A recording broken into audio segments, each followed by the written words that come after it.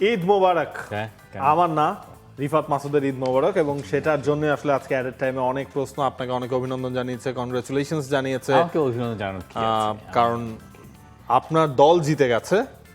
যারা added time দেখেন আসলে তাদের কাছে তো লুকোচুরি করার কিছু নাই, কোনো কিছু আড়াল করার কিছু নাই, আপনারা জানেন কি কারণে অভিনন্দন জানিয়েছি। অনেক অনেক অনেক প্রশ্ন পাওয়া গেছে, আছে এই নিয়ে।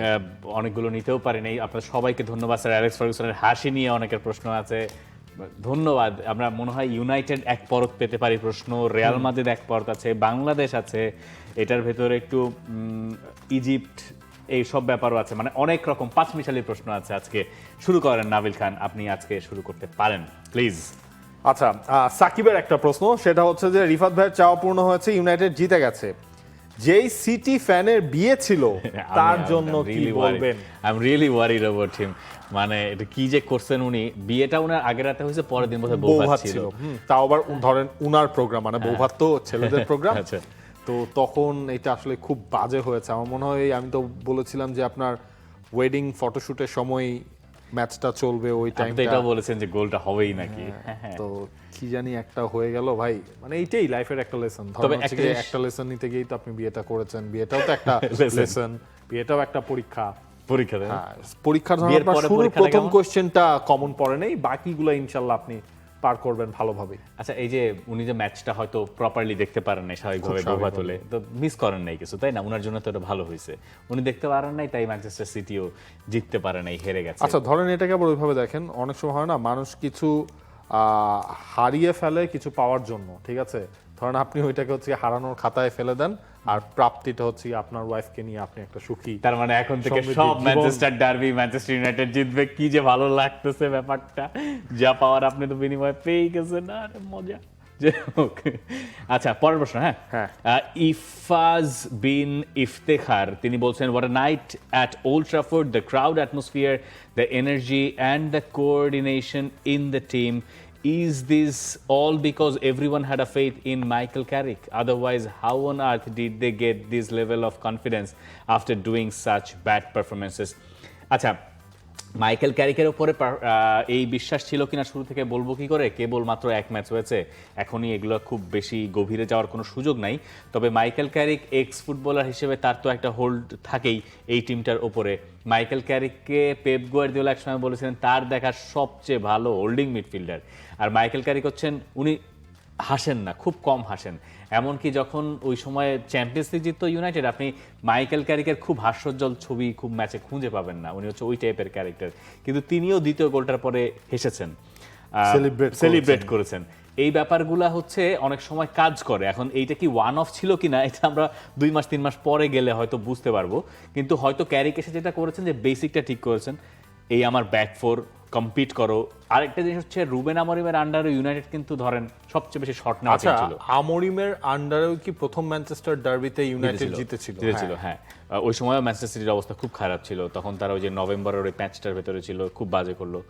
কিন্তু মানে আমরিমের আন্ডারে ইউনাইটেড গোল পাচ্ছিল না, কিন্তু শর্টস তারা কিন্তু করছিল। মানে আপনি যদি শর্টস, প্রিমিয়ার লিগে সবচেয়ে বেশি শর্টস করেছে কারা, ওই লিস্টে আপনি ইউনাইটেডের নাম পাবেন ওপরের দিকে, একদম ওপরেই সম্ভবত। তো গোল পাওয়াটারই ঘাটতি ছিল। সেই গোলের কনভার্সন রেট যদি ঠিক থাকে, তাহলে আপনার কি ঠিক করতে হবে? ডিফেন্স ঠিক করতে হবে, আপনার মিডফিল্ড ঠিক করতে হবে। মাইকেল ক্যারিক ওই কাজগুলো করেছেন। 3টা ট্রেনিং সেশন নিয়ে তো আর আহামরি পরিবর্তন করা যায় না, তাই খুব ভেসে যাওয়ার এখানে সুযোগ নাই। আর ক্যারিকের ওপরে যে ভরসা ছিল, সেটা বোধহয় লিসান্ড্রো মার্টিনেজের কথা শুনলে আমরা বুঝতে পারি। ম্যাচ শেষে তিনি বলছিলেন যে ক্রাউডের কাছ থেকে যে এনার্জিটা আসবে, ওইটাকে রেপ্লিকেট করতে মাইকেল ক্যারিক বলেছিলেন। তো ওইগুলাও কাজ করেছে। ওল্ড ট্রাফোর্ডও যথেষ্ট সাপোর্ট পেয়েছে। ম্যাচের শুরু থেকে এটা একটা ভালো স্টার্ট পেয়েছিল ইউনাইটেড। ধরেন ম্যাগুয়ারের ওই ক্রসবারে হেড করাটা, এই ব্যাপারগুলা ইউনাইটেডের ফ্যানদের ভেতরে ওই জন্মটা দিয়েছিল, ওই আশার সঞ্চারটা করেছিল যে বোধহয় তোমরা পারবা। এই আর আপনার অনুভূতি কেমন ছিল? আমার জামাল, I loved it. মানে যেটা বললাম যে ইউনাইটেড এর মধ্যেও বেশ কিছু ম্যাচ জিতেছে, কিন্তু এবার ডমিনেট করে আসলে কম দেখেছি। আমার মনে হয় কি, ধরেন শুধু ইউনাইটেড সাপোর্টার না, যারা হচ্ছে গিয়ে এই ম্যাচটাই দেখেছেন, অন্য দল সাপোর্ট করেন, মানে এই ম্যাচের ধরেন ওই ভালো লাগাতে আপনার হচ্ছে ম্যানচেস্টার ইউনাইটেড সাপোর্ট করা লাগবে। মানে এখানে যদি অন্য কোনো দলও এইভাবে খেলতো, গেল 1-2 সপ্তাহ যা হয়েছে, এরপর পরের ম্যাচ এইভাবে একটা নতুন কোচের আন্ডারে নিজেদের ঘরের মাঠে, এটা সবার কাছেই আসলে ভালো লাগবে। একদম পয়েন্টে কথা বলেছেন। মোহাম্মদ রিজুমিয়া ভাই, মার্তিনেজ হল্যান্ডের চেয়ে কিছুটা খাটো হওয়া সত্ত্বেও শতভাগ ডুয়েল কিভাবে জিতলো, এটার কারণ কি হতে পারে? আমি সিবি পজিশনে খেলি, একটু উপকার করবেন। আচ্ছা, এই উপকারটা আমাদের করা আসলে উচিত হবে না। এই উপকারটা আপনি কোনো ফুটবল কোচের কাছ থেকে জেনে নিলে টেকনিক্যালি আপনি ইউল গেট দ্য পারফেক্ট আনসার। আমরা আমাদের জায়গা থেকে যেটা বলতে পারি যে সব সময় ধরেন মানে নাবিল খানের হাইট বেশি আমার থেকে, হ্যাঁ, তার মানে এইটা না যে আমি নাবিল খানকে আটকাইতেই পারবো না। এটা অনেক সময় টেকনিকেরও ব্যাপার থাকে। আর লিসান্ড্রো মার্তিনেজের গড়নটা দেখেন, গাট্টা গুট্টা, হ্যাঁ, মানে একটা থাকে না যে ষাঁড়ের মতো, না আমি তো বুঝার। এটা কারণ হচ্ছে সাইজে ছোট হইলেও স্ট্রং বিল্ড, ফিজিক্যালি যথেষ্ট স্ট্রং, প্রচন্ড স্ট্রং বিল্ড, এবং এই যে তার বিল্ট ইনটা এইটা তাকে হেল্প করে। হ্যাঁ, এবং দেখেন যে একটা জায়গায় মিডফিল্ডে বলটা জিতছে, হল্যান্ড ওই পাশে চলে গেছে, আর ওই পাশে বল দিতে লিসান্ড্রো মার্তিনেজের যেটা হচ্ছে গত কয়েক ম্যাচে তিনি স্ট্রাগল করছেন, তিনি 1-to-1-এ যাইতেন না, মানে কেমন যেন একটা জড়তা কাজ করতেছিল। এটা ইনজুরির কারণে হইতে পারে। তার সঙ্গে যখন হ্যারি ম্যাগুয়ারকে পাওয়া গেছে, হ্যারি ম্যাগুয়ার ক্রেডিটটা দেওয়া লাগে, হ্যারি ম্যাগুয়ার পাওয়া গেছে, তখন তিনি একটা স্থিতিশীলতা পাইছেন যে একজনের হাইট একটু কম, আরেকজনের হাইট একটু বেশি, এটা এইখানে একটা ব্যালেন্স হয়েছে। হ্যাঁ, ধরেন আপনার আমার ব্যালেন্স যদিও ক্যামেরায় কখনোই হয় না, এটা খুবই মুশকিল, ঠিক আছে। তারপরে এই গেল একটা, আর ওই গাট্টা গুট্টা জিনিসটা তারা হেল্প করে। আবার যদি আপনি হল্যান্ডের সাথে তার অতীত ইতিহাস দেখেন, হল্যান্ড আর প্রত্যেকবারই তো মার্তিনেজে হল্যান্ড মোটামুটি একবারই হল্যান্ড হ্যাট্রিক করছে, আর মার্তিনেজ মোটামুটি ঠেকাইছে।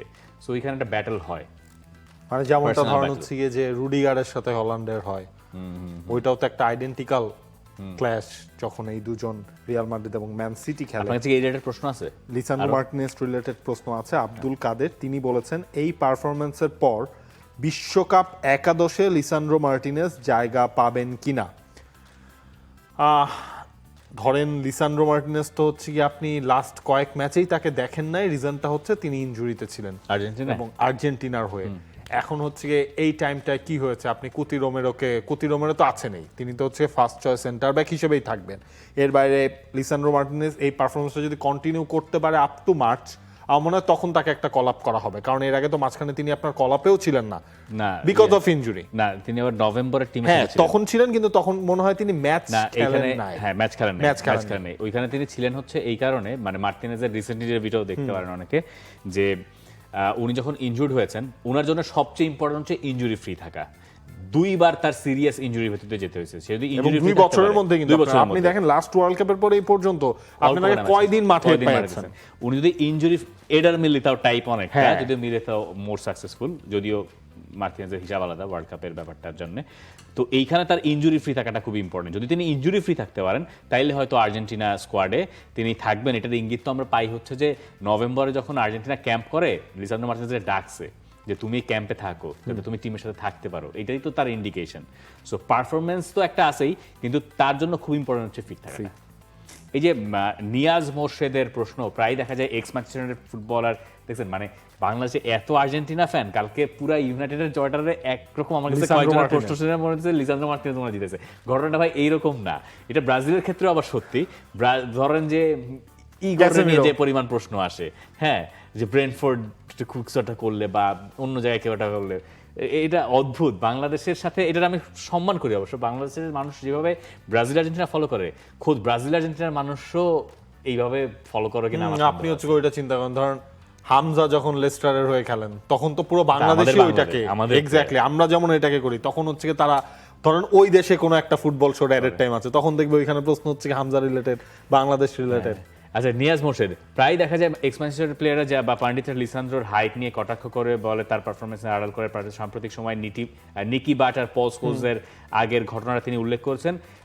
তিনি আবার অতীত ইতিহাসে টানছেন যে হল্যান্ডকে 7 বার ফেস করে একবার মাত্র গোল করেছেন, ওই একবারে হ্যাট্রিক করছিল মনে হয়। নন ইংলিশ প্লেয়ারদের, প্রাক্তন প্লেয়ারদের বৈষম্যমূলক বক্তব্যের শেষ কোথায়?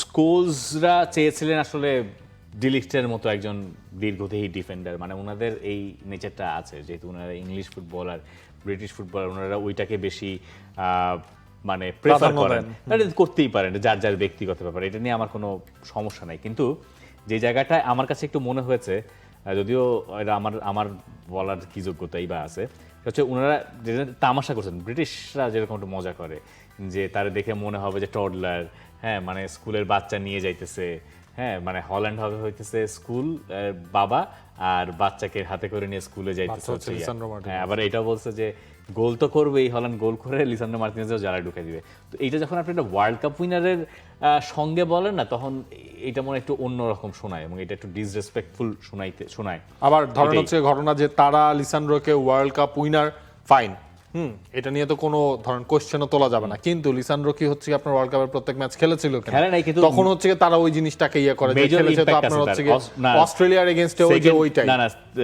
গ্রুপ স্টেজে যখন চেঞ্জটা হইলো, গ্রুপ স্টেজে ম্যাচ খেলছে অস্ট্রেলিয়ার সাথে, ওই ব্লকটা আছে। পরের বার কোপা আমেরিকা জয় তার নিয়মিত না মানে আমি বলছি ধরেন হচ্ছে ওই যে ওয়ার্ল্ড কাপ উইনারকে এভাবে বলতে পারে কিনা, এটা ধরেন তারা কাউন্ট করে না। উনাদের ব্যাপার আলাদা, মানে উনারা দে আর লেজেন্ডস, মানে স্পেশালি পল স্কোলস এবং ধরেন এটার পেছনে এটা থাকেই যেহেতু সব তাকে দিয়ে জায়গায়। কোনো আউটপুটও পাওয়া যাচ্ছে না, কারণ লম্বা সময় ইনজুরিতে ছিলেন, হ্যাঁ। অনেক কিছুই যে দরকার নাই ওরে, ও কি করতে পারবে।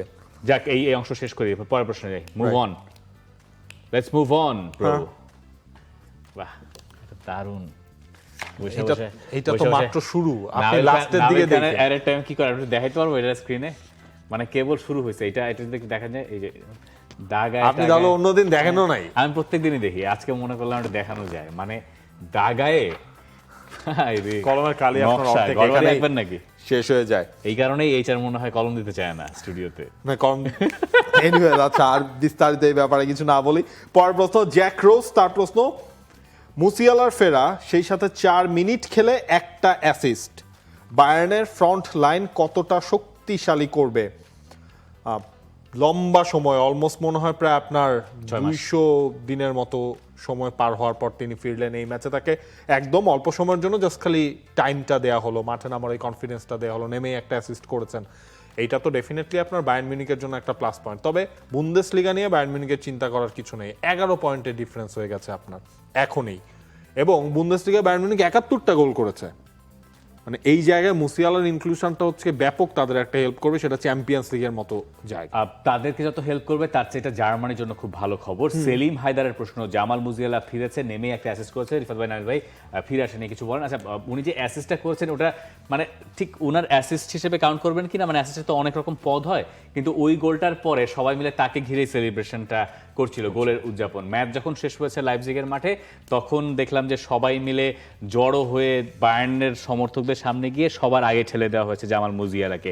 মুজিয়ালা যে এত দ্রুত ফিরবেন এইটা আসলে প্রত্যাশা করা যায় না। ক্লাব ওয়ার্ল্ড কাপের সময় ইনজুরিতে পড়লেন না? ভয়ঙ্কর ইনজুরিতে পড়লেন দোনারুমার সাথে, যে মানে লাগলো ক্লাব ওয়ার্ল্ড কাপের মতো টুর্নামেন্টে, এটা ধরেন অত ইম্পর্টেন্ট টুর্নামেন্ট না, সেই রকম একটা জায়গায় যখন এরকম ইনজুরি তাকে এমন একটা হুমকির মুখে ফেলে দিয়েছিল যে বিশ্বকাপটা মিস করতে পারেন তিনি, সেই জায়গায় তার জানুয়ারি মাসে ফিরে আসাটা দারুণ পজিটিভ।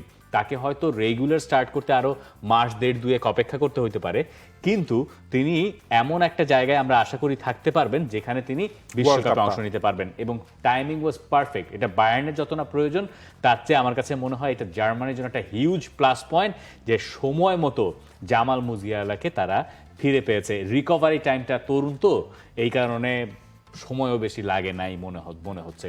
এরকম ইনজুরিতে তো পা ভেঙে গেছে। ওই ভিডিওটা তো হরিবল একটা ভিডিও ছিল। আত্মবিশ্বাস ফিরে পেতে এসব জায়গা থেকে অনেক সময় কত প্লেয়ারের, কার্লোস ভেলা, তারপরে অ্যারন র্যামজি, অনেক প্লেয়ার আছে ক্যারিয়ারই শেষ হয়ে গেছে। যাই হোক, ওই দুজনের নাম মাথায় বেশি আসে এই কারণে। যাই হোক, নেক্সট যাবো। নেক্সট হচ্ছে আপনার নিয়ে একটা প্রশ্ন আছে মামুন আহমেদের। এই প্রশ্ন আমি কয়েকটা পাইছি। মামুন আহমেদটাই নাইল ভাই, ওয়ার্ল্ড কাপ মানে আর্জেন্টিনা, এটা কিছু হইলো? তাইলে ব্রাজিল, জার্মানি, ইতালি মানে কি? জিনিসটা তো হচ্ছে কি আমাকে জিজ্ঞেস করেছেন তাই না? হ্যাঁ, তো আমার কাছে ওয়ার্ল্ড কাপ মানে কি? আমার কাছে ওয়ার্ল্ড কাপ মানে হচ্ছে ধরেন আর্জেন্টিনা। এইটা আমার ব্যক্তিগত ওই ছোটবেলা থেকেই, যখন থেকে ওয়ার্ল্ড কাপটা বুঝি, প্রথম ওয়ার্ল্ড কাপ তো আপনার দেখা হয়েছিল 1998 ওয়ার্ল্ড কাপ, তখন থেকে ধরেন হচ্ছে গিয়ে ওই আর্জেন্টিনা জিনিসটা আমাকে বেশি ফ্যাসিনেটেড করে ওয়ার্ল্ড কাপের সময়। আচ্ছা, আপনার ফার্স্টের প্রথম ওয়ার্ল্ড কাপে আপনি আর্জেন্টিনারই সাপোর্ট, মানে ওই তখন বয়স কত হচ্ছে গিয়ে, যাক সেটা না বলি, তখন এই ধরনের হচ্ছে তখন যেই দলটাকে মানুষ সাপোর্ট করে বা তখন যেই দলটাকে মানুষ ফলো করে সেইটাই হচ্ছে আলটিমেটলি থাকে। কারণ হচ্ছে ওই যে রিসেন্ট টাইমসে তখন ম্যারাডোনার কাহিনীটার পর, ঠিক আছে, বাতিস্তুতার কাহিনী শুরু, ওই যার জন্য ওয়ার্ল্ড কাপ মানে ওই জিনিসটা আমার ছোটবেলা থেকে অন্যরকম ভাবে আছে। কিভাবে? মানে 98-তে আমার যতটুকু, মানে আমার তো ফাইনালটাই মনে পড়ে, আর কিছু মনে পড়ে না। মানে I was a France supporter, হ্যাঁ মানে ওই ওয়ার্ল্ড কাপে মানে ওই এরপর থেকে যখন 2002 আসছে আমি হচ্ছে ফ্রান্স, মানে আমরা যখন স্কুলে ওয়ার্ল্ড কাপে কোন টিম করি ফ্রান্স, দেখি যে সবাইকার ব্রাজিল আর আর্জেন্টিনা, হাউ কাম আমি ফ্রান্স। এরপরে তো ফ্রান্স, ওই সময় আমি যথেষ্ট ছোট, ওই সময় তো ফ্রান্স ফার্স্ট ম্যাচে সেনেগালের কাছে হেরে গেল এবং ফ্রান্সই আগে ওয়ার্ল্ড কাপে বাদ পড়লো। দেন আই সুইচড, যদিও ঠিক আছে মানে এরপর তো এক জায়গায় এসে, আরেক জায়গায় চলে গেছে ছোটবেলার সেই সাপোর্ট। সুতরাং ওইটা হচ্ছে কি ধরেন ওই টিমোশন সবকিছু মিলে ওই জায়গায় এসে থাকে ওয়ার্ল্ড কাপটা আমার কাছে। আমাদের ব্যক্তিগত ফ্যানগিরি নিয়ে আমরা আলাদা একটা শোই করতে পারি আসলে। এক সময় দেখি আমাদের চ্যানেল পারমিট করলে আমরা এই অনেক কিছু নিয়ে অনেক মিসকনসেপশন তো আছেই, আবার অনেকে ভাবেন যে এটার সাথে আমরা গুলায় ফেলি না। আমরা যে আসলে কি সাপোর্ট করি আমরা মাঝে মধ্যে নিজেরাও জানি না, আমরা কোনো সাপোর্টও করি না আসলে। পিয়াস তার প্রশ্ন, 2004 সালে ঘটে যাওয়া অঘটনগুলোর মধ্যে কোনটা বেশি অবাক লেগেছে? 2004 সালে, ওরে আল্লাহ, ঠিক আছে, গ্রিস। 4 সালে কি কি হয়েছিল? পোর্টোর চ্যাম্পিয়ন্স লিগ জয়, আর্সেনালের প্রিমিয়ার লিগ জয়, নাকি গ্রিসের ইউরো জয়? যদি আপনি অবাকের দিক থেকে বলেন তাহলে গ্রিস যেভাবে ইউরোটা আসলে জিতলো, আর কেউ মানে ওইটা অবাক হয়েছে। আর্সেনাল ওই সময় ডিজার্ভিং চ্যাম্পিয়ন, এবং না কিন্তু দেখেন ডিজার্ভিং চ্যাম্পিয়ন তো মানলাম, ওই সিজনে একটা ম্যাচও আর্সেনাল হারবে, মানে এইটা না ভাবা যায় না, এইটা অবাক লাগে যে পুরো একটা প্রিমিয়ার লিগ সিজনে আপনি একটা ম্যাচও হচ্ছে গিয়ে হারেন নাই। যাই হোক 11টা না 12টা মনে হয় ম্যাচ ড্র করছিল, ওইটা অবাক লাগে। কিন্তু ওভারঅল এই তিনটার পার্সপেক্টিভে গ্রিসের জয় এটা তো মনে হয় কেউই ভাবে নাই। পোর্টোটাও একটা সারপ্রাইজ, কিন্তু পোর্টো তারপরেও সারপ্রাইজ না। হ্যাঁ যাই হোক, পরের প্রশ্ন। গত শুক্রবার মাহবুল হক, গত শুক্রবার ফিফা সভাপতি জিয়ান্নি ইনফান্তিনো ওনার ব্যক্তিগত ইনস্টাগ্রাম হ্যান্ডেল থেকে বাংলাদেশের ভবিষ্যতে ফিফা বিশ্বকাপে অংশ নিয়ে যথেষ্ট আশাবাদ ব্যক্ত করে বিবৃতি প্রদান করেছেন। এটা নিয়ে আপনাদের অনুভূতি জানতে চান উনি। বাংলাদেশের ফুটবলের আবেগ রয়েছে, তখন মানে এর পরপরই বাংলাদেশ ওয়ার্ল্ড কাপের ট্রফিটা বাংলাদেশ থেকে মাত্র গেল, তো এরপর তিনি সেটা দিয়েছেন। ইনফ্যাক্ট মাঝখানে তো আমরা একটা ভিডিও দেখলাম না, সেইখানেও তো তিনি বলেছিলেন বাংলাদেশকে বিশ্বকাপে তিনি দেখতে চান।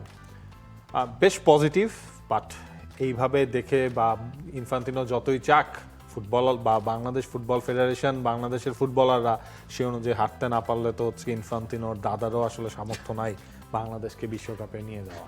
তবে একটা জিনিস ভালো যে বাংলাদেশের সমর্থকদের কারণে বাংলাদেশের ফুটবল ফেডারেশনের যে কত বড় কিছু জায়গায় উপকার হচ্ছে, এটা আমরা অনেক সময় বুঝতে পারতেছি না, আমরা ক্যাশ ইন করতে পারতেছি না, জানি না। এই যে সমর্থকরা প্রশ্ন করে করে ইনফান্তিনো পর্যন্ত পৌঁছায় গেছেন। হ্যাঁ, ইনফান্তিনো বাংলাদেশ নিয়ে প্রশ্নকে প্রেফারেন্স দিয়ে আগে আনসার দিচ্ছেন। হ্যাঁ, সেইটা বাংলাদেশের সমর্থকদেরকে আন্দোলিতও করছে।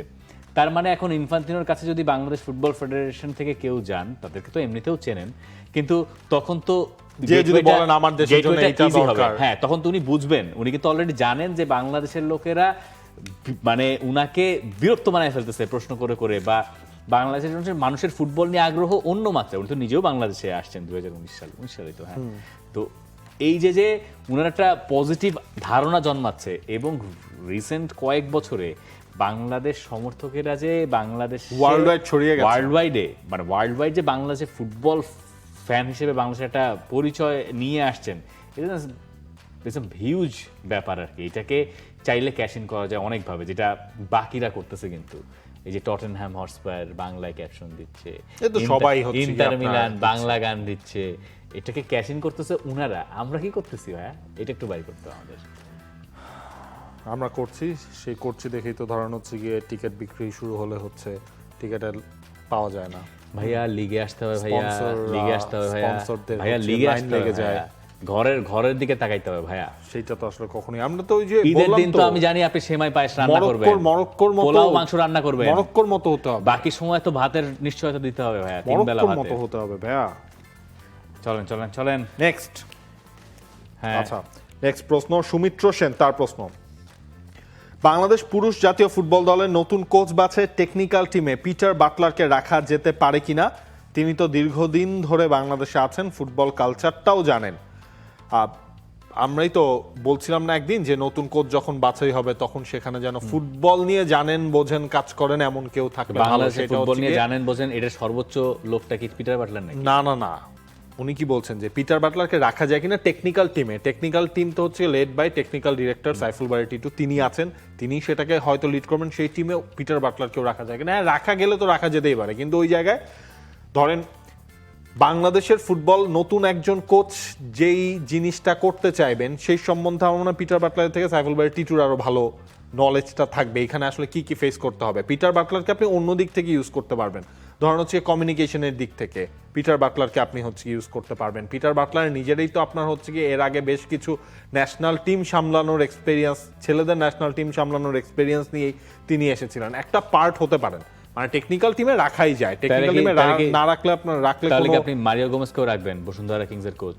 মারিও গোমেজ তো হচ্ছে কি আপনার ক্লাব কোচ, পিটার কিন্তু বাটলার তো আপনার যদি এক্সপেরিয়েন্সের কথা চিন্তা করেন তাহলে তো উনার এক্সপেরিয়েন্স আরো বেশি, অনেক বেশি ডেফিনেটলি, তাই না? তো বাংলাদেশে এই মুহূর্তে যারা কাজ করতেছেন তার ভেতরে সবচেয়ে বেশি এক্সপেরিয়েন্স বা টেকনিক্যালি সবচেয়ে ওই বেশি জায়গায় তো ধরেন কোচটা তো মারিও গোমেজ। আমাদের মন তো হচ্ছে কি এত উদার না যে সব জায়গায় যে আমরা সবাইকে নিয়ে কাজটা করতে পারি। তো এই জায়গায় লজিক্যালি যেটা আসে পিটার বাটলারের কাছ থেকে আপনি ওই হেল্পটা পাইলেও পেতে পারেন। আর্জেন্টিনার যিনি অ্যাম্বাসেডর আছেন বাংলাদেশে, উনার সঙ্গে আমার কথা হচ্ছিল বাংলাদেশের একটা উইমেন্স টিমের ম্যাচ শেষে। সেটা হচ্ছে আপনার ট্রাই নেশনের সময় কথা হচ্ছিল, মারিও গোমেজকে নিয়ে কথা হচ্ছিল। তখন তিনি বলছিলেন বা বলার চেষ্টা করছিলেন যে তোমরা তোমাদের দেশে ন্যাশনাল টিমে একটা কোচ নিয়োগ দিবা, তোমরা মারিও গোমেজের সাথে কথা বলো, উনি তো এত ভালো কোচ এনে দিতে পারবেন যেটা তোমরা চিন্তাও করতে পারবে না। উনার প্রোফাইল সম্পর্কে আপনি জানেন? মানে আমাদেরকে জিজ্ঞেস করছেন, জানবো না কেন, যে ইন্টার মিলানের অ্যাসিস্ট্যান্ট কোচ ছিলেন, মানে বিরাট বিরাট কাজ করছেন। তখন আমি তারে বোঝানোর চেষ্টা করলাম যে he is working for a club, এবং উনি এটা থাকলে এটা একটা বাজের জিনিস নিদর্শন হিসেবে দেখা যেতে পারে বা দেখা হইতে পারে। এটা তো কথা তো সত্যি, কিন্তু আবার দেশের বৃহত্তর স্বার্থে, বাংলাদেশ ফুটবলের বৃহত্তর স্বার্থে হইতেও পারে। কিন্তু আমাদের মন এত উদার কিনা এটা তখন এটা নিয়ে আবার আরেকটা রকম ঘটনা ঘটতে পারে। এমনিতেই তো একটা বড় ধরনের অভিযোগ মানে তাড়া করে বাংলাদেশের ফুটবলকে। তো টেকনিক্যাল টিমে রাখা যেতে পারে, অনেকেই রাখা যেতে পারে ওই হিসেবে চিন্তা করলে। একটা দেখাইলেন নাকি? নেক্সট। আচ্ছা, রাজন শিকদার, তার প্রশ্ন, রিফাত ভাই, it's my humble request, can you make a video about how good Sergio Busquets was? Would love to hear about his brilliance from you. ভাই, I would love to, মানে আমি এটার প্ল্যানও করছিলাম যে উনি যখন রিটায়ারমেন্টে যাবে ওই দিন কিছু একটা করার, বাট স্যাডলি আমার মানে সাপোর্ট বা আমার কাজের ব্যস্ততা মিলে আমি এটা আলাদা করে টাইম অ্যালোকেট করতে পারি নাই। ইন ফিউচার ইনশাল্লাহ মানে আমি এইটা করতেই চাই, মানে এবং এটা আমার মোটামুটি রেডিও আছে, আমি ওনারা এমনভাবে ফলো করছি। সো আই হোপ আমি কোনো একটা সময় সিজন ব্রেকে করে ফেলতে পারবো। ও না, সিজন ব্রেকে করতে পারবেন দেন আপনারা? না, সিজন ব্রেকেও করতে পারবেন। এই সিজনের ব্রেকে তো হচ্ছে কি আপনার ওয়ার্ল্ড কাপ। আরে সে তো পরের হিসাব। হাসনাত মিসবাহ, রিফাত ভাই, টেল অ্যাবাউট সান্ডারল্যান্ড। সান্ডারল্যান্ড কালকে জিতছে 2-1 গোলে জিতছে। সান্ডারল্যান্ডের 3-4 জন প্লেয়ার নাই, ইনজুর্ড, ঠিক আছে, কিন্তু তারা জিতেছে এবং তারা দে ডুইং ওয়ান্ডার্স। মানে এটা নিয়ে কি বলবো সান্ডারল্যান্ডকে নিয়ে? আর মানে প্রথমত সান্ডারল্যান্ডের এই উত্থানটা বাকিদের জন্য খুব অনুকরণীয়, কারণ গত কয়েক বছরে যেটা ঘটেছে প্রিমিয়ার লিগে, যে প্রমোটেড হয়ে আবার রেলিগেশনে পড়ে যাওয়ার যে ধাক্কাটা, এটা সান্ডারল্যান্ড কি করে সামাল দিচ্ছে, এটা প্রাইম এক্সাম্পল হয়ে। এবং লিগের আপনার এই হাফ ফেজ পর্যন্তই ধরেন টপ 10 এর মধ্যে তারা আছে, ঠিক আছে। এইটাও তো আপনি রেলিগেশন থেকে প্রমোটেড হওয়া ক্লাবগুলোর কাছ থেকে হাফ ফেজ পর্যন্ত আপনি পান না। ইউর অলরেডি সেফ, তাই না? এখন তারা, এবং যেহেতু তাদের উপর কোনো চাপ নাই, তারা এখন নিজেদের খেলাটা খেলতে পারছে, যে না রেলিগেশনের সংখ্যায় তাদের পড়তে হচ্ছে না। নিশাদ আহমেদ সজীব, তার প্রশ্ন, স্টার্ট বেঞ্চ সেল এই 3 জনের মধ্যে কে আগে জব পাবেন সেইটা? শাভি Alonso, Ruben Amorim, Enzo Maresca.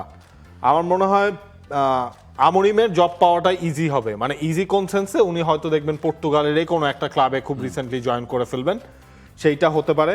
But Xavi Alonso তো আপনার যেখানে সেখানে তিনি জয়েন করবেন না, তার জন্য হচ্ছে কি ওইরকম একটা জায়গা দরকার। এনজো মারেস্কার ক্ষেত্রেও অনেকটা সেটা, যে মারেস্কাকে হয়তো আপনি মানে খুব একটু ডাউনগ্রেড করছি না, মারেস্কা যদি একটু নিচের দিকে তাকান, উনি হয়তো চ্যাম্পিয়নশিপের ক্লাবে উনি জয়েন করতে পারেন, এবং চ্যাম্পিয়নশিপের ক্লাবে জয়েন করা যে মানে অসম্মানে সেটাও না।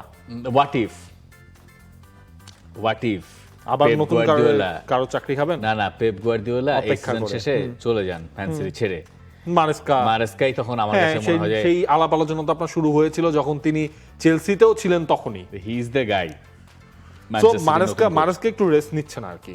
আর শাভি আলোনসোর ফিউচারটা কি হবে এটা এখনো বোঝা যাচ্ছে না। তিনিও হয়তো নিউ সিজনে নতুন কোনো জায়গায়, লিভারপুল আমি তো বলেছিলাম একদিন আপনাকে লিভারপুল হলে তো সেটা লিভারপুল স্লটও যেই চাপে আছে বেচারা। পরের প্রশ্নে যাব। ও এই কে আগে জব পাবেন? রুবেন আমরিমই আসলে আগে job পাওয়া পেয়ে যাবেন। উচিত। পাওয়া উচিত। পরের প্রশ্নে যাই। হ্যাঁ, আল আহমেদ মামুন, যে দর্শকরা ভিনিকে মাথায় নিয়ে নাচতো তারাই আজ দূর দিচ্ছে, এটাকে কিভাবে দেখছেন? এটাকে জীবন হিসেবে দেখছি, এটাই জীবনের গল্প। এই যে ধরেন আমিও মাঝে মধ্যে আমার ক্ষেত্রে দেখি যে যেদিন কথা ভাল লাগে সেদিন মাথায় তুলে নিয়ে নাচে, যেদিন কথা তার বিপরীতে যায় মানে গালি দিয়া আমি জানি না যে what did I do, football নিয়ে কথা বললে আমার কেন আসলে এইসব গালি খাইতে হবে। এই ভিনিসিয়াস জুনিয়র তো ধরেন আমার 100x বড় মানে ব্যাপার, এবং মানে উনি তো ওই লেভেলের কোন ওয়ার্ল্ড না এটাকে আপনি ওইভাবে দেখেন, ইটস নর্মাল, এটা আমাদের রেগুলার লাইফেও হয়। আপনি যখন হচ্ছে গিয়ে ভিনি কেন গালি খাচ্ছে? ভিনি গালি খাচ্ছে হচ্ছে আপনি ভিনির কাছ থেকে ভিনি শুলো পারফরমেন্সই আপনি দেখছেন না, সেটা একদিন দুই দিন না, সেটা মাসের পর মাস ধরে হয়ে যাচ্ছে, তাই না? তো আপনি তো হচ্ছে গিয়ে দুও দেবেন এই ভিনিকে, এর মধ্যে হচ্ছে শাভি আলোনসো, আপনি কতদিন হচ্ছে গিয়ে সহ্য করবেন? মানুষের এটা হচ্ছে কি ধরেন সিম্পল জিনিস হিসেবে রিলেটেড নাকি এটা শাভি আলোনসো চলে যাওয়ার রিলেটেড? পারফরমেন্সের রিলেটেডই বেশি। এরপর হচ্ছে কি ধরেন শাভি আলোনসো চলে যাওয়ার পরও যদি এমন হতো যে শাভি আলোনসো চলে যাওয়ার পর ভিনি খুব অসাধারণ খেলছেন, গোল টোল হচ্ছে মাত্র রেগুলার 2 ম্যাচ পাচ্ছেন, তাইলে হিসেবটা আবার অন্যরকম হতো। এখানে অনেক কিছুই কাজ করছে, আপনি তার কাছ থেকে পারফরমেন্স পাচ্ছেন না, তার যে রিয়াকশন, এগুলো হয়তো যেই দিন তার ওই বদল নিয়ে কাহিনীটা হলো, কেউ কেউ ওটাকে সাপোর্ট দিয়েছে, কেউ কেউ হচ্ছে কিন্তু স্ট্রিক্টলি বলেছে তুমি কখনোই তোমার কোচের সাথে হচ্ছে এই ধরনের কাজ তুমি করতে পারো না। সো এখানে ভাইস ভার্সা হয়ে যায়। আর জিনিসটা খুব নর্মাল, আপনি নর্মালি চিন্তা করেন কোনো একজন আপনার পছন্দের প্লেয়ার সাংবাদিকতার বাইরে, আপনি হচ্ছে গিয়ে তাকে দেখছেন সে 21 ম্যাচ 22 ম্যাচের মধ্যে তার গোল মাত্র একটা, আপনি তখন তাকে দুও দেবেনই তার মাঠের পারফরম্যান্সের কারণে, মাঠের বাইরে বার্সার সঙ্গে ওইরকম একটা গোল করলেন। আমার তো মনে হয় রাদার ব্যাপারটা রিয়াল মাদ্রিদ ফ্যানরা এইভাবে নিয়েছেন যে ভিনিসিয়াসের জন্য শাভি আলোনসো থাকতে পারেন নাই, ভিনিসিয়াস তার একটা অন্যতম কারণ ছিলেন, এবং এইগুলা আসলে রিয়াল মাদ্রিদ সমর্থকেরা পছন্দ করেন। তো ধরেন এই এবং কেবলমাত্র এই 2 ম্যাচে খায় না, 2 ম্যাচে খায় নাই, কিন্তু ধরেন আমার কাছে মনে হয় যে শাভি আলোনসোকে চলে গেল এইটার উপরে প্রচন্ড পরিমাণ বিরক্ত রিয়াল মাদ্রিদ সমর্থকেরা, এবং এই বিরক্তির মানে দায়টা পড়েছে ভিনিসিয়াসের উপরে, হয়তো মানে যৌক্তিক কারণেই, কিন্তু দায়টা এমবাপ্পের উপরেও ধরেন হচ্ছে অনেকে দিয়েছে, এমবাপ্পের ওই আচরণে, বেলিংহামের উপরে পড়েছে, তাদের উপরে হয়তো সিনিয়র ফুটবলারদের অনেকেই আছে আসলে সেই তালিকায় রিয়াল মাদ্রিদের ফ্যানদের কাছে। কিন্তু ঘরের মাঠে আপনি এইভাবে যদি নিজের, আমি তো ধরেন শাভি আলোনসো যখন ছিল তখনও তো শাভি আলোনসোকে এই কোশ্চেনও ফেস করতে হয়েছে, মানুষ যে ভিনিকে দোয়া দিচ্ছিল তিনি এইটারও কিন্তু ব্যাখ্যা দিয়েছিলেন খুব স্বাভাবিকভাবে। তিনি বলছিলেন যে মানে এটা মেনে নিতে হবে, রিয়াল মাদ্রিদ এমন একটা ক্লাব, এখানে এটা হয়, এটা হচ্ছে ইউজ টু হতে হবে। এটাই হচ্ছে ঘটনা, মানে পুরো আলোচনার বটম লাইন হচ্ছে এইটা, Real Madrid is a different club, এবং ওইখানে একটা ডিফারেন্ট অ্যাটমসফিয়ার কাজ করে, যেইটা আসলে বাকি কোনো ক্লাবের সঙ্গে এটা মিলবে না। নিজের প্লেয়াররে এইভাবে মানে দমায় দেওয়ার কাজটা একমাত্র রিয়াল মাদ্রিদের পক্ষেই করা সম্ভব। আবার পরের দিন তাকেও তারা এই গোল করবে, তখন আবার হচ্ছে ওই সিস্টেমটাই ভাই এমনি কাজ করে। এখন এইটারে যার জন্যই তো বলা হচ্ছে ডিমান্ডিং ক্লাব, ওই যে ডিমান্ড শব্দটা, পারফরম্যান্সের ডিমান্ড এইখানে আসলে চলে আসে। আরো একটা প্রশ্ন আছে রিয়াল মাদ্রিদকে নিয়ে, আকাইদ আহমেদ। হ্যাঁ, now it's clear that there was something serious between Vinicius Junior and Xabi Alonso. Vinicius Junior revealed he would not renew his contract under Xabi Alonso. My question is, how can a coach expect result maintaining this kind of relationship with a player? Isn't it his lack of experience? মানে Xavi Alonso যখন Real মাদ্রিদে এলেন, তার কি জানা উচিত ছিল না যে ভিনিসিয়াস জুনিয়র এই ক্লাবের অন্যতম বড় তারকা, যার জন্য এই ক্লাব ব্যালন ডি'রে যাওয়া পর্যন্ত বয়কট করেছে? সেই প্লেয়ারকে আমার তো কিছুটা হলেও রেসপেক্ট দিয়ে কাজ করা দরকার। আমি কি তার উপরে একটু বেশি আমার দর্শন চাপিয়ে দিতে গিয়েছিলাম, বা তাকে যে আমি ম্যানেজ করতে পারলাম না, এই কারণে তো আমি রিয়াল মাদ্রিদেও থাকতে পারলাম না? আমার কি তারে আসলে আরো বেটার ওয়েতে ম্যানেজ করা উচিত ছিল? কারণ এর আগে তো আমি শাভি আলোনসো, আমি লেভারকুজেনে কাজ করেছি ফ্লোরিয়ান ভার্টজের সঙ্গে, তাকে আমি বানিয়েছি হয়তো, কিন্তু তার ইগো তো ভিনিসিয়াস লেভেলের হবে না। তো এইখানে কি শাভি আলোনসোর নাইভ ব্যাপার স্যাপার ছিল? দেখেন, এই জন্যই তো বলা হচ্ছিল যে কোচে শুধু ওই মাঠের সেশনটা দেখলেই আসলে হয় না, কোচকে ওই সব কিছুই সামলানো লাগে, প্লেয়ারদের ইগো ম্যানেজ করতে হয়, মানে সবাইকে ধরেন হচ্ছে গিয়ে যে সবাইকে ম্যানেজ করে চলা, সেই জিনিসটা হচ্ছে শাভি আলোনসো রিয়াল মাদ্রিদে এসে তিনি পারেন না। এই জায়গায় অনেক কিছু চ্যালেঞ্জের মুখোমুখি তিনি হয়েছেন এবং এটা তো ডেফিনেটলি আপনার। আবার আপনি ওই দিক থেকেও চিন্তা করেন, তিনি একজন লেফট উইঙ্গারের কাছ থেকে বা ফরওয়ার্ডের কাছ থেকে তিনি যেই জিনিসটা চান সেইটা যদি তিনি না পান, আপনি কতদিন হচ্ছে গিয়ে সেইটাকে টানবেন, সেইটাও তো কথা। সেই জিনিসটার জন্যই তো হচ্ছে গিয়ে তিনি মাঝে মাঝে ওই জিনিসগুলো করতেন। ধরেন ভিনিকে তিনি অফ করছেন, রড্রিগোকে কয় ম্যাচে উনি খেলান নেই ওইটা হিসাব করেন, কারণ কি তার কাছে মনে হচ্ছিল না রড্রিগোর থেকে আমার বেটার ওই জায়গাটায় আছে। কমপ্লিটলি এটা হচ্ছে আপনার ভাই যেই জিনিসটা বললেন, ম্যান ম্যানেজমেন্টের কিছু ইস্যুস অবশ্যই এই ধরনের ক্লাবগুলোতে থাকে। এবং আলটিমেটলি তিনি তো আসলে ওই ইস্যুতেই Exactly. চাকরিটা হারালেন, তিনি তো রেজাল্টের রেজাল্টের কারণে চাকরি হারিয়েছেন বলে আমরা বিশ্বাস করি ড্রেসিং না। Room control, dressing room management, এই সব কিছু মিলিয়ে আসলে ঘটনাগুলো ঘটেছে। তার জন্য কথাটা সত্যি যে Real Madrid is a tough place. Xavi Alonso সেইটা শেষ পর্যন্ত এইখানে খেলেও প্লেয়ার হিসেবে, তারপরে ম্যানেজার হিসেবে তিনি সেটা নিতে পারলেন না খুব বেশি দিন। কি একটা না, ওই কথাটাই তো সত্য, যার জন্য আপনি 1 বছর অপেক্ষা করলেন তারই হচ্ছে কয়েকদিনের মধ্যে ছেড়ে দিলেন। Let's go. আর কি আছে আপনার কাছে? নেক্সট কোশ্চেন, জি, বিপদে ফেলার মতো কোশ্চেন আছে। বেয়াদবি নিয়েন না, এটার অ্যান্সার দেওয়ার সময় আগেই বলে দিলাম। এইচ.এম. হোসেন কবিরের প্রশ্ন, মনে করেন সিটে বসে আছেন sir Alex Ferguson, Pep Guardiola, Arsene Wenger, Carlo Ancelotti, Jose Mourinho, আর দাঁড়িয়ে আছেন জিনেদিন জিদান। আপনি কাকে উঠিয়ে জিদানকে বসাবেন? It's very very tough question. কে কে আছে? Pep Guardiola, Ferguson, Guardiola, Wenger, Ancelotti, Mourinho. আমার মনে হয় জিদান নিজেই দাঁড়ায় থাকবেন, জিদান বসতে চাইবেন না। মানে যারা যারা বসে আছেন, আর জিদানের ধরেন হচ্ছে নিকটতম বয়সের হিসেবে তো পেপ গার্দিওলা। গার্দিওলা, তো তখন জিদান নিজে তো দাঁড়াবেন, তিনি বলবেন বন্ধু আসো। এইখানে যারা যারা আছেন তাদের ভেতরে জিনেদিন জিদানের যা আছে এটা আর কারো নাই। নাই। হ্যাঁ, অ্যাজ এ প্লেয়ার যে ওরা তার আছে এখনো। হ্যাঁ, এইটা ধরেন, ওরা তারপর ধরেন champions league as a coach হিসেবে তারপর টাইটেল। কোচের একটা তো আছেই, মানে ওটা তো বাদই দিলাম আমি, ঠিক আছে, এইটা আর কারো নাই। মানে এনাদের সাথে যদিও পেপ গার্দিওলা তার আমলে মানে প্লেয়ার হিসেবে হি ওয়াজ এ, মানে হি স্টিল আ লিজেন্ড, কিন্তু প্লেয়ার হিসেবে উনার ইনফ্লুয়েন্সও হিউজ ছিল, হিউজ। যদিও তার টাইম স্প্যানটা অল্প ছিল, জিদানের মতো এত লম্বা ব্যাপ্তি ধরে তার না, কিন্তু জিদানের যে ওয়ার্ল্ড কাপ উইন, তার যে স্টোরি লাইনস, এটা অন্য মাত্রার। ধরেন ফার্গুসন, ওয়েঙ্গার, আনচেলত্তি, এই তিনজন তো সিনিয়র কোটাতেই আপনি তিনজনকে সরাইতে পারবেন না, তিনজনই লেজেন্ড। মরিনিও আরেকজন মাল, মরিনিওকে আপনি সরাবেন, দেখবেন মরিনিও এসে আপনার নাকটা ভেঙে দিছে। আরে না, কিছুই করে না, মনে হবে রেসপেক্ট মনে হলো বেয়াদব। বলে চলে যাবে। এই আচ্ছা, পরের প্রশ্ন। হ্যাঁ, মিশরকে পেনাল্টি শুটআউটে হারিয়ে আফ্রিকা কাপ অফ নেশনসের তৃতীয় হলো নাইজেরিয়া, বিষয়টি কিভাবে দেখছেন আপনারা? মোহাম্মদ রোহন রবিউল ইসলাম আহমেদের জনের প্রশ্ন আছে, সালা গুরুত্বপূর্ণ সময় পেনাল্টি মিস করে দলকে বিপদে ফেললো কেন? আচ্ছা, সালাহ গুরুত্বপূর্ণ সময় পেনাল্টি মিস করে নাই। মোহামেদ সালাহ 2018 সালে যে পেনাল্টি কিক থেকে গোল করে দলকে বিশ্বকাপে নিয়ে গিয়েছিলেন 28 বছর পরে, আল্লাহর ওয়াস্তে ওই ভিডিওটা দেখেন, এরপরে মোহামেদ সালাহর দায় দেন। ওই পুরো দেশের ওই চাপ নিয়ে এই দুনিয়ায় যেইভাবে সে পেনাল্টি দিয়ে দলটারে 90 সালে পরে বিশ্বকাপে নিয়ে গেছে, ভাই you need to see that, তাইলে এই প্রশ্নটা আর করতেন না। আর মানে সালাই তো হচ্ছে গিয়ে মিশরের এই দলটার প্রাণ। আপনি হিসেব করেন যে পেনাল্টি মিস তো সালা করেনি, সালা এবং মারমুশ দুজনেই হচ্ছে সবচেয়ে বড় যেই দুই তারকা এই দলটা, সেই দুজনেই পেনাল্টি মিস করেছেন। তারপর Tie অনেকে breaker, দেখলাম তাকে হচ্ছে everybody এক্স্যাক্টলি, অনেকে দেখলাম তাকে হচ্ছে গিয়ে বিভিন্ন তকমা দিয়ে দিচ্ছেন যে সালার কারণেই মিশর থার্ড হতে পারলো না। বা এটা একটা থার্ড প্লেস ডিসাইডিং ম্যাচ, তার থেকেও Good বড় for কথা nothing match. সালা হচ্ছে গিয়ে ডিফারেন্ট।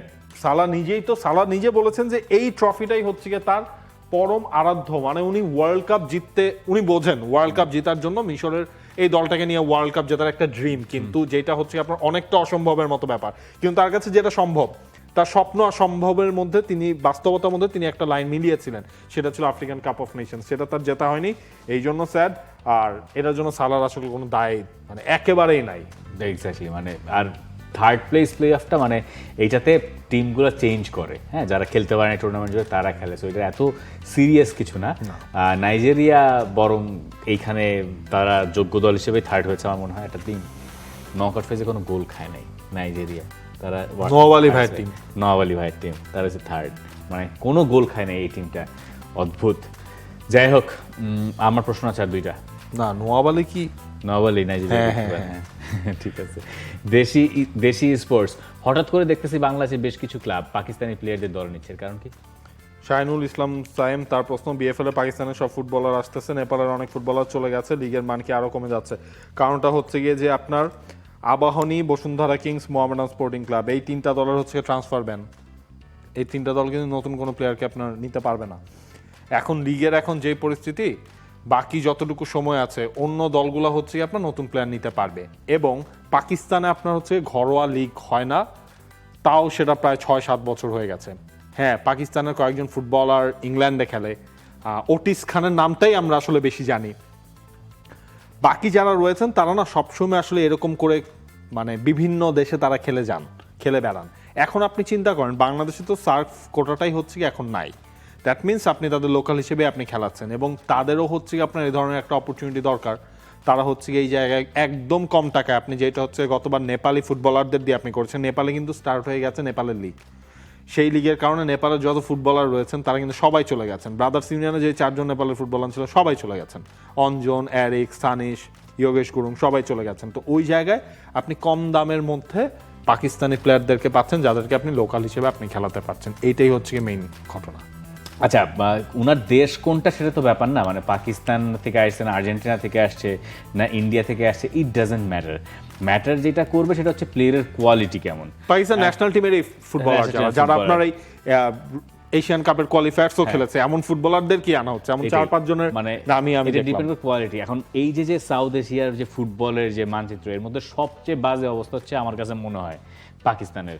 মানে তার তো খেলাই নাই বলছে যে, আমি বলি, ধরেন নেপালের ফার্স্ট গেম ফুটবল, মালদ্বীপের ফার্স্ট গেম ফুটবল, ভুটানের ফার্স্ট গেম ফুটবল, ইন্ডিয়ার কলকাতা হিসাব করলে দেখবেন ফুটবল, বাংলাদেশের ফার্স্ট গেমও ফুটবল। বাংলাদেশের বেশিরভাগ মানুষ ফুটবলই পছন্দ করে, এটা আপনি বিশ্বাস করেন আর না করেন, আপনি আমার সাথে দ্বিমত না, আমি আপনার সাথে 1 ঘন্টা ধরে গ্যাঞ্জাম করতে রাজি আছি, মানে আলোচনা করতে রাজি আছি, এবং আমি আপনাকে প্রমাণ করতে পারবো যে বাংলাদেশের লোকের মেইন খেলা আসলে ফুটবল।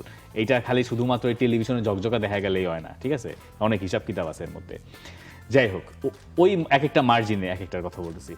তো এইটাই পাকিস্তানই একমাত্র দেশ যেই দেশে আর কোনো খেলা নাই, এবং আর কোনো খেলার মধ্যে তাদের কন্ট্রিবিউশন খুব, যদিও ওনাদের অলিম্পিক গোল্ড মেডেল আছে এবং অলিম্পিকে তাদের পার্টিসিপেশন আছে ভালো, ওইখানে প্লেয়াররা যেহেতু নিয়মিত খেলার মধ্যে যদি থাকেন, তাদেরকে যদি নিয়ে আসে, প্লেয়ার যদি কোয়ালিটি থাকে, তাহলে কারো কোনো কমপ্লেইন নেই।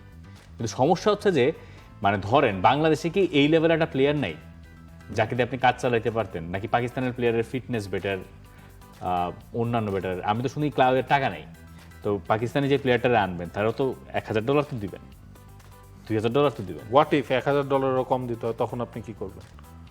বাংলাদেশের কালচার এখন ওই জায়গায় দাঁড়িয়ে আছে, তখন মানুষজন চিন্তা করে আমি যদি $500 দিয়ে $700 দিয়ে আমি যদি একটা ন্যাশনাল টিমে খালি বাংলাদেশ দিয়ে খেলেন, আপনার বিদেশি ফুটবল বাদ দিয়ে দেন। এটা ধরেন ক্লাবের এক একটা ক্লাবের আইডিওলজি আসলে এক এক রকম। না, ধরেন আপনি দেখতেছেন যে আপনার ক্লাবের ট্রান্সফার ব্যান খেয়ে রয়েছে 3টা, টপ 3টা ক্লাব, ঠিক আছে? আপনি বাদ দেন, বিদেশি বাদ দেন, আপনি লোকাল যা আছে তাই দেখেন। না, আবার আপনি ওইটা চিন্তা করেন, এই সুযোগটা তো আমি নিতে চাইবো, আমার টপ 3টা ক্লাব কোনো ফরেন আমি সাইন করতে পারবো না, আমি যদি কম টাকায় যদি এমন ফরেন যদি আমি পাই, তাহলে আমি কেন নিব না? দেখেন, তাহলে আমার অঞ্জন 20টাকে যে আনা হয়েছে, অঞ্জন 20টার পারফরমেন্স যথেষ্ট ভালো ছিল, ভালো ছিল, ঠিক আছে? বাকি যাদেরকে, যেমন হচ্ছে কি আপনার স্পেশালি এই যে সানিশ, ব্রাদার্সের কয়েকজনের কথাই আমি বলছি, তারপর আপনি রহমতগঞ্জের অভিষেক লিম্বুর কথা ধরেন, একটু হলেও ডিফারেন্স আছে। ধরেন আপনি একটা লোকাল প্লেয়ারকে নিলেও এদেরকে আপনি যত টাকা দিয়ে নিয়েছেন, তাদের যে খুব বেশি কম দেওয়া লাগতো আপনার এমনও না, মানে এদেরকে কিন্তু আপনি একদম কম টাকায় আপনি পাচ্ছেন। নেপাল, ভুটান, পাকিস্তানেরটা এখনো আসলে যেহেতু ওয়ার্কআউট টোটালি হয় নাই, কন্ট্রাক্ট সাইন হওয়ার পর বলা যাবে, এই ব্যাপারে খবর টবর পাওয়া যাবে, আপনি খুবই কম টাকায় তাদেরকে পাচ্ছেন।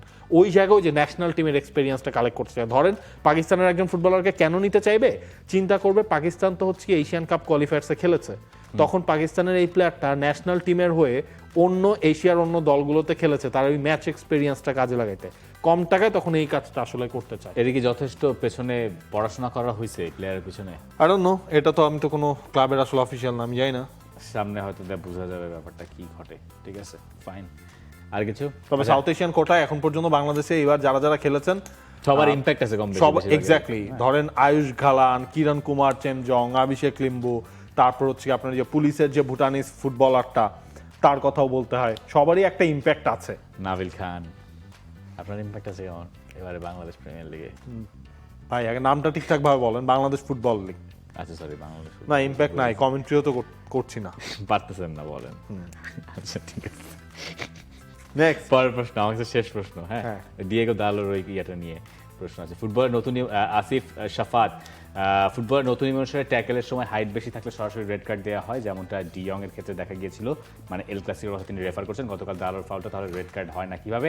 দালোর ফাউলটা রেড কার্ড হয়, সরি না দালো যে ফাউলটা করছে হ্যাঁ রেড কার্ড হওয়া উচিত, কিন্তু যে কারণে প্রিমিয়ার লিগ এটা রেড কার্ড দেয় না তার ব্যাখ্যা তারা দিয়েছে যে ডালো যখন পাটা উঁচু করেছে, নিচের যে বুটের স্টাড বা কি বলে এটারে স্পাইক আমরা যাই বলি না কেন, যাই বলেন না কেন, এইটা হচ্ছে আলতো করে হাঁটুতে এইভাবে ঘষা দিয়ে গেছে, এটা এইভাবে পুশ করে নাই বলে তারা এটারে ব্যাখ্যা করছে।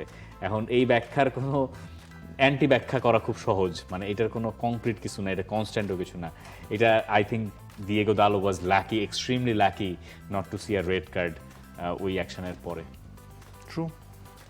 শেষ। ধন্যবাদ। For more updates, subscribe to our YouTube channel and click on the bell icon. Follow us on Facebook and Instagram. Download T-Sports app to enjoy exciting games and highlights. Visit tsports.com.